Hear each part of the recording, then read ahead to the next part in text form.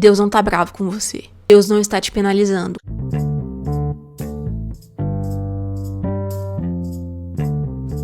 Oiê, mais um episódio do nosso podcast e o segundo como vídeo.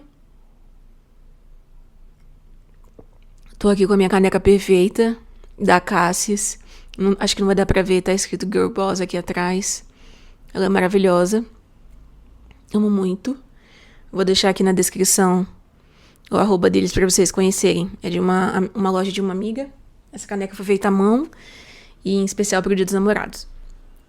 Mas deixa eu falar sobre o assunto que eu quero falar hoje.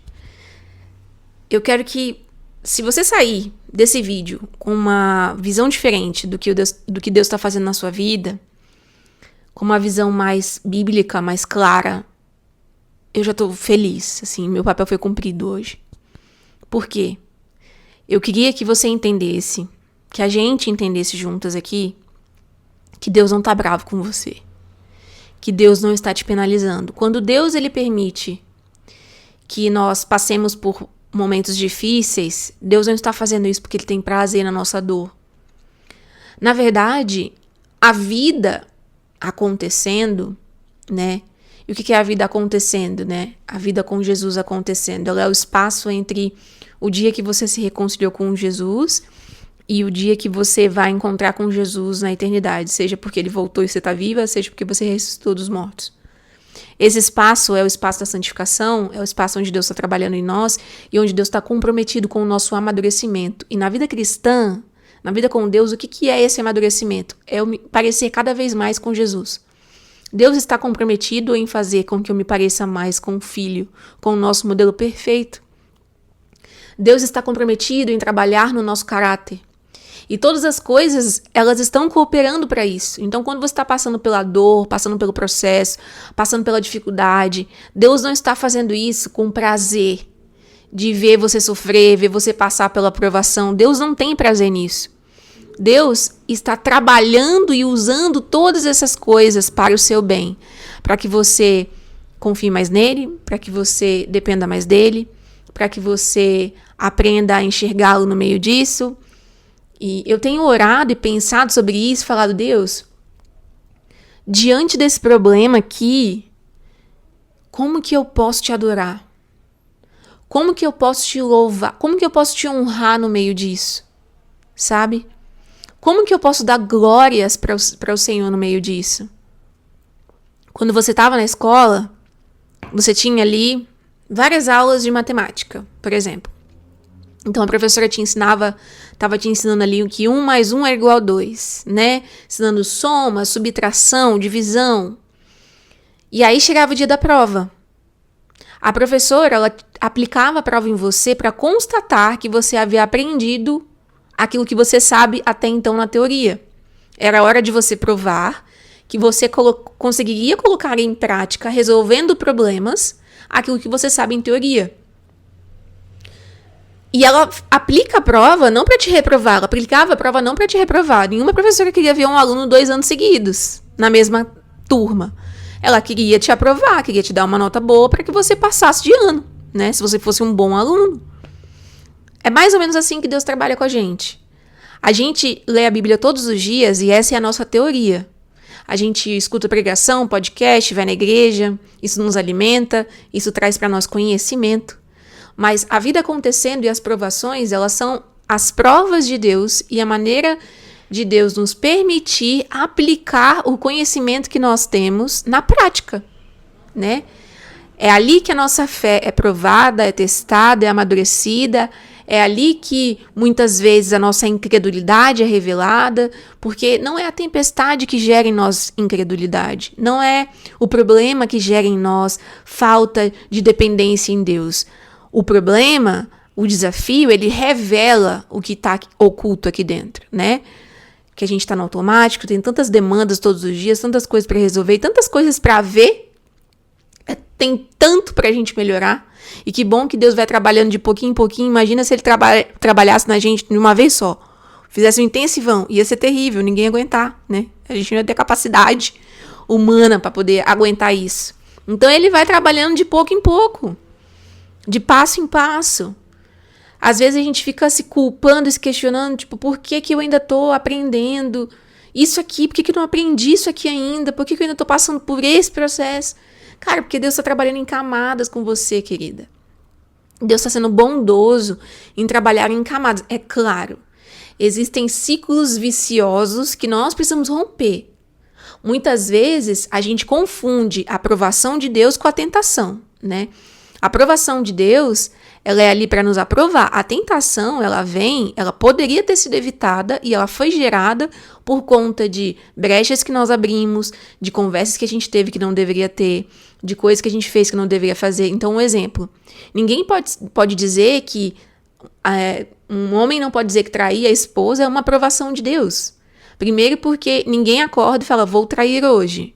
É uma sequência de brechas, é uma sequência de pequenos erros acumulados que te levam até aquele momento do ato ali. Começa com a concupiscência dos olhos, começa com o desejo na mente, e aí você vai abrindo espaço para aquilo, você vai gerando aquele pecado até que se torne de fato uma tentação. Isso é diferente de uma prova de Deus. A tentação pode ser evitada por nós. Quanto mais nós buscamos sabedoria e discernimento do Espírito Santo, quanto mais a gente conhece a palavra, a gente não vai cair nas armadilhas do diabo, porque o diabo chega sorrateiramente, silenciosamente, pegando uma verdade bíblica e distorcendo ela para te confundir. É isso que ele faz. Assim que ele fez com Eva no Jardim do Éden, assim que ele fez com Jesus no deserto. Então, por isso que a vida devocional ela é tão importante, porque ela me blinda. E ela vai me ajudando a ter discernimento nesses momentos e falar, isso aqui, posso todas as coisas, mas nem todas me convêm. Então a gente precisa ter esse discernimento também, né? E não colocar na conta de Deus as tentações que vêm por nossa conta. E a aprovação, ela vem para nós sermos aprovadas. A aprovação vem, inclusive, como uma prova de que Deus nos ama. Se a gente ler João 15 e Hebreus 12, a gente vai entender isso que eu acabei de dizer. Porque em João 15, Jesus fala, eu sou a videira, vocês são os ramos, todo aquele que está em mim dá fruto, todo aquele que dá fruto, meu Pai poda para que dê mais fruto. Em Hebreus 12, fala que a legitimidade da sua filiação, ela é confirmada pela disciplina que você passa. Ou seja, filhos ilegítimos não são disciplinados, mas filhos legítimos são. Ou seja, a prova, a poda, ela é um prêmio. É tipo assim, parabéns, você foi bem até aqui, deixa eu te podar para você continuar dando um fruto.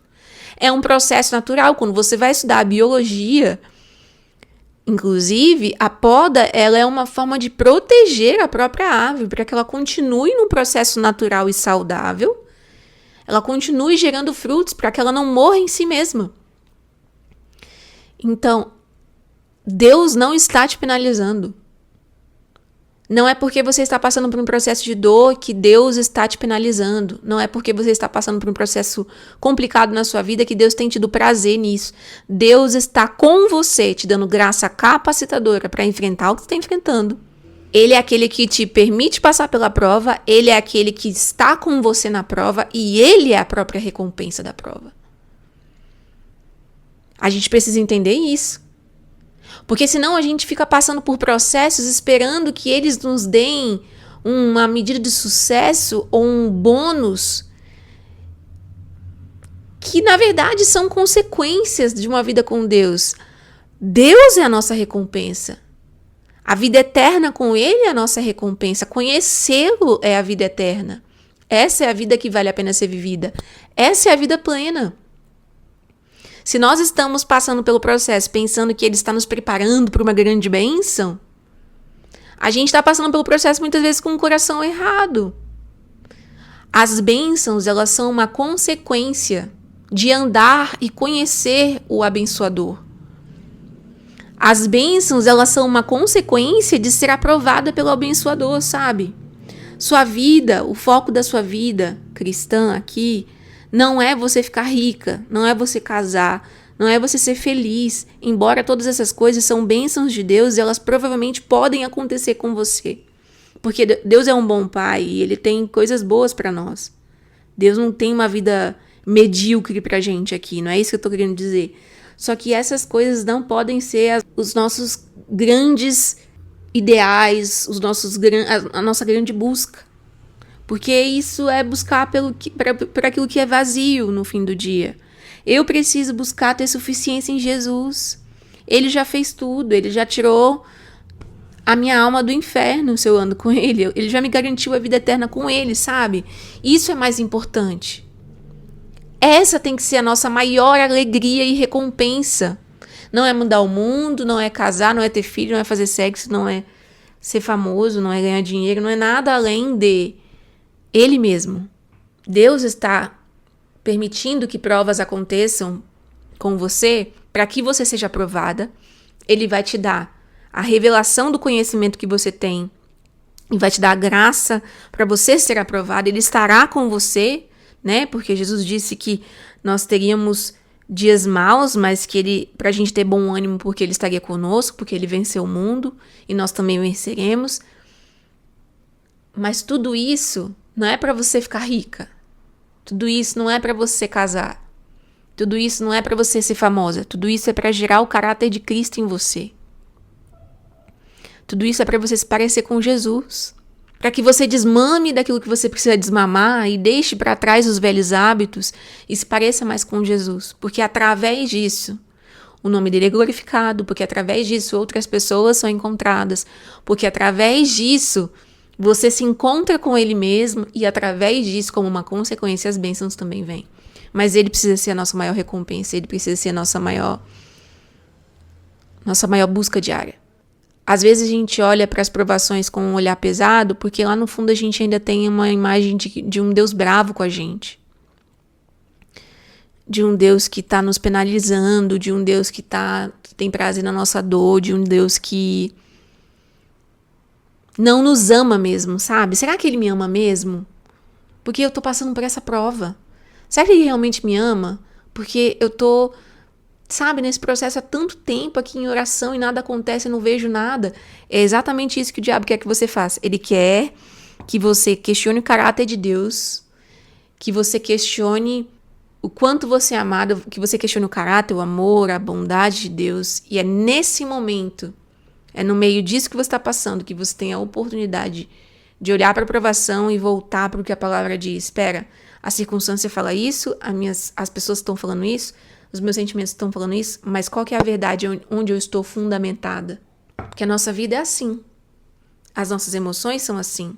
Muitas vezes nossos relacionamentos também são assim. As pessoas irão e virão.